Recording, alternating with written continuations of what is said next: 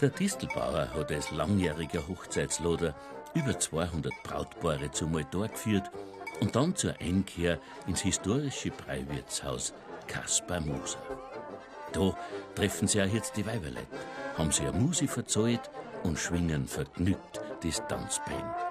Berühmte Persönlichkeiten sind in der holztäfelten und denkmalgeschützten Gaststube am Stammtisch gesessen.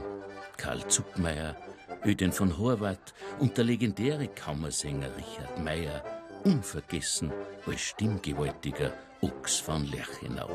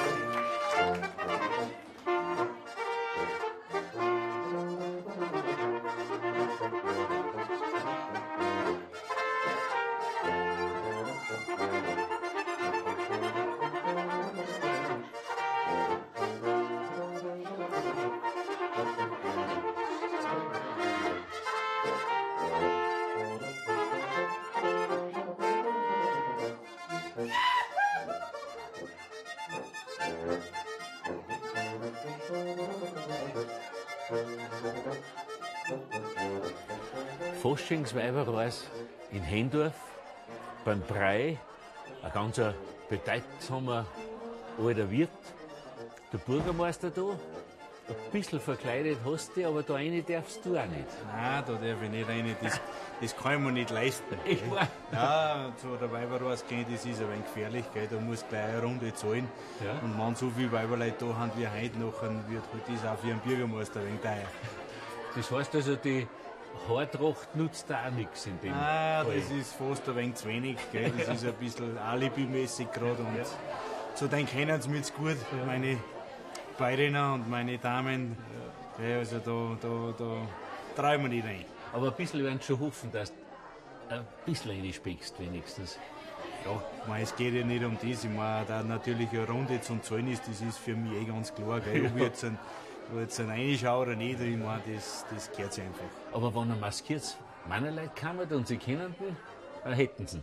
Naja, das kann da auch schon passieren, dass der dann deine Maske anziehen. Gell? Das haben wir alles schon erlebt. Also, so ist es nicht. Also, da bist du nicht sicher noch.